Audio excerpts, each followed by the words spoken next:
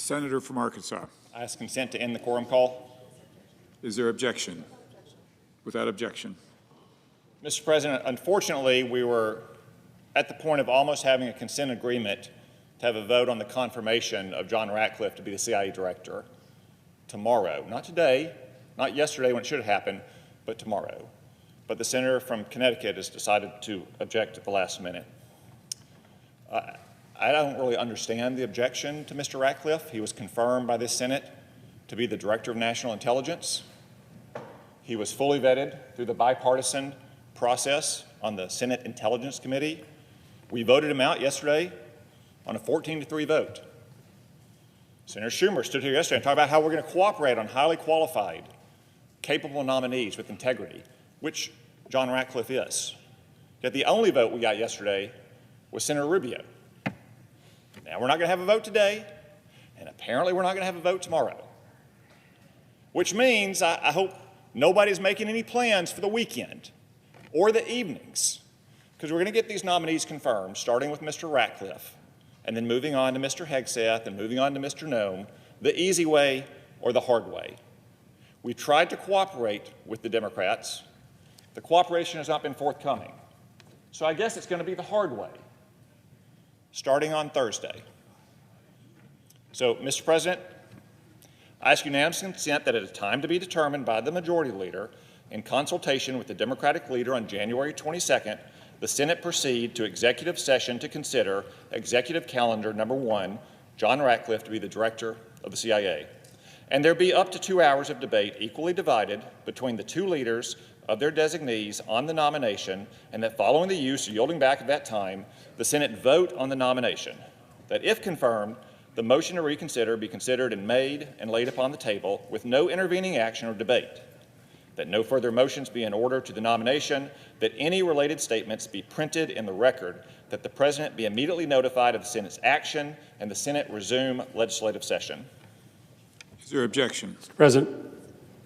The senator from Connecticut. Thank you, Mr. President. Reserving the right to object. As the senator knows, there are serious concerns that many of us have about John Ratcliffe's ability to distance himself from the political interests of President Trump in his work as CIA director during his short 8 months as DNI in 2020.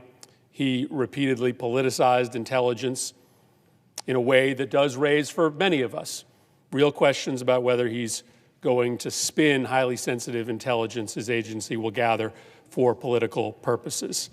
I don't think it's too much to ask to make sure that we have a full, real debate that lasts 2 days on the Senate floor, given the serious questions that have arisen about his qualifications to do this job in a apolitical manner. I understand that we have differences about the qualifications of this nominee, but it is important for the American public to hear us have a debate here about the qualifications of folks who are going to be leading the most sensitive national security agencies. If he's got the votes, he can be on the job this weekend.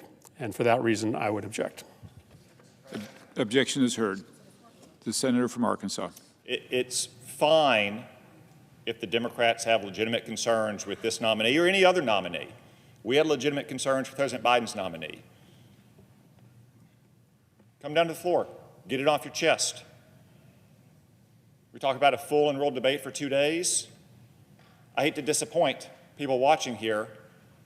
You're probably seeing more debate than we'll have on John Ratcliffe's nomination for the next 48 hours before we confirm him. That's what I predict. We could have debated this any time today. We debated it for 2 months in the Intelligence Committee. The senator from Virginia, the vice chair of the committee, worked diligently and promptly with me, his team, with my team, to process this nomination so it would be ready for confirmation yesterday on a bipartisan basis, 14-3. Not many other nominees are going to come out of committee with that kind of vote. So I understand that Democrats are opposed to some of President Trump's nominees. I understand they want to vote no, and I respect that.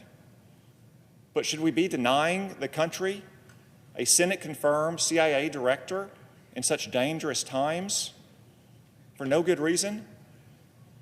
Again, maybe Senator Murphy has more to say. I invite him to come down to the floor and speak again if there is a lot more to say. I predict, though, that once again, this will be the longest debate we have about John Ratcliffe's nomination over the next 2 days. What this is really about is trying to drag out all of these nominations to play procedural games, as we're about to with Pete Hegseth's nomination, to try to deny President Trump his cabinet in a prompt and timely fashion, just like the Democrats did in 2017. Yep, it happened in 2021 as well, because around here, the shoe gets on the other foot pretty quickly. But it didn't happen in 2009, it didn't happen in 2001 or before that, and we should get back to that practice. We should especially get back to that practice when it is a highly accomplished, well-qualified nominee of integrity like John Ratcliffe is.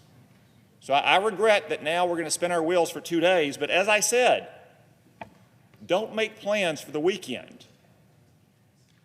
Don't have any dinner dates scheduled starting on Thursday night, because we're going to get these nominees done the easy, collegial way, or apparently the hard way. I yield the floor.